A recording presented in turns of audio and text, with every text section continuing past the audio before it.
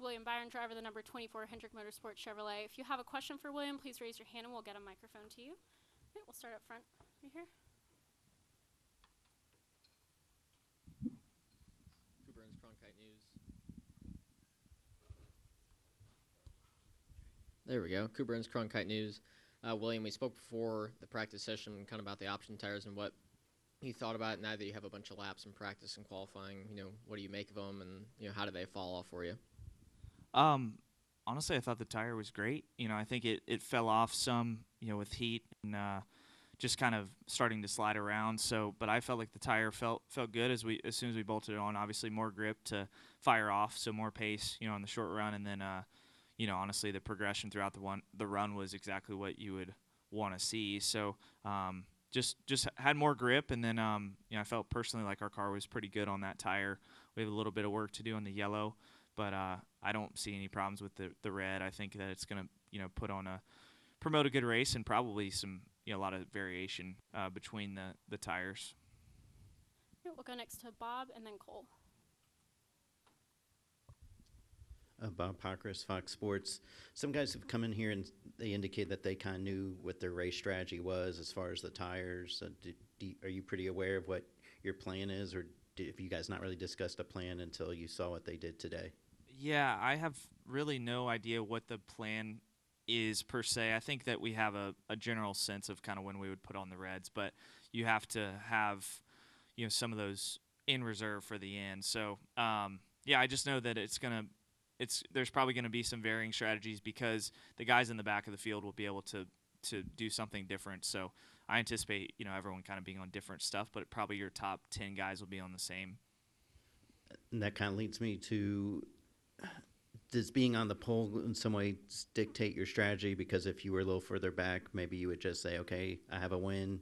Let me just try to earn a couple of playoff points early. Yeah, maybe. I think I wish I knew a little bit more about the strategy. I try to stay a little bit removed just because I feel like it overwhelms my brain. So just honestly for me, I think when we're up front, we're just going to probably do the same thing that the other guys, in the top 5 that we're racing with. And, yeah, it's going to open the door for, a 20th place guy like Suarez did at Richmond, basically, where he had, not a great race going and put on the reds and capitalized. And, I think there was a caution or something. But, yeah, I don't know. I think it could change things a bit. But for me, I'm just focused on, having the best car we can get on both tires. Go ahead, Cole. Cole Cusimano, Arizona Republic. William, you hear a lot about how important the first pit stall is in winning the pole at Phoenix. Is that pit stall even more important this time around with the option tires, or is it more or less the same? No, I don't think it really matters as much as it used to since they changed the line. Like I had the number 1 stall in the fall, and I think it's not as much of an advantage. So, no, I think this place has a lot of room on pit road too. So there's a lot of places you can have a good pit stall. So, no, I think this place matters a lot less on pit stall selection than a lot of other places. Like if you go to, an SMI track that, they have a pretty narrow pit road, the way that the dogleg is, it's way more important there. Mm-hmm. Gotcha. And then Kyle Busch was just in here moments ago, and he said he wished that there were more option tires available. Obviously, 2 stickers for tomorrow. Do you have that same feeling? Yeah, like I think that's my consensus on the strategy is it's going to be pretty straightforward because there's only 2 sets. So I personally would like to see us just go to the red and eliminate the yellow and then just have red tires because I feel like they fall off more and you'll see more like what you had at Martinsville in the fall. So I don't really love the fact that we're alternating, but I mean it's going to create an interesting race for sure. We'll go to Noah in the back. Noah Reed, KSAZ Fox 10. Kyle Busch was in here a few minutes ago, and he talked about, respect in NASCAR and how last week's finish was a win for the sport. I'm curious from your perspective, being involved, why, what is the importance of having a clean finish of a race? It all depends on who you're racing, and that's what people, ask me throughout the week, like, oh, what's going through your head and all this stuff. And it's like, me and Bell have always raced really well.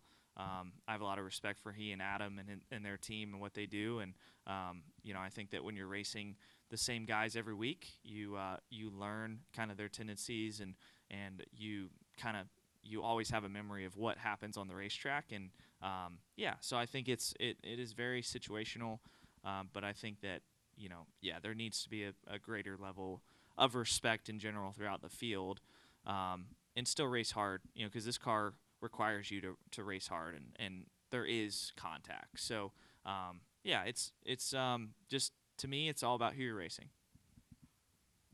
Any additional questions for William? Go back to Bob.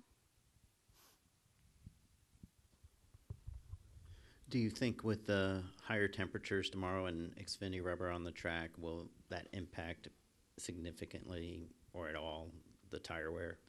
I mean, it'll be worse. It'll be worse than today. But I think this place is just starting to age, and we've had hotter races than this weekend for sure. The last few, like we've had some 90-degree races, so it's not going to be as bad as that. But I think this track is starting to get some really good age to it. It is still difficult to pass because there is no banking to lean on, especially in 1 and 2. So if you want to be aggressive, it's hard to be. But you're seeing the apron start to become a bigger deal, and I just think the racetrack is starting to lose grip. So you'll have more wear because of that.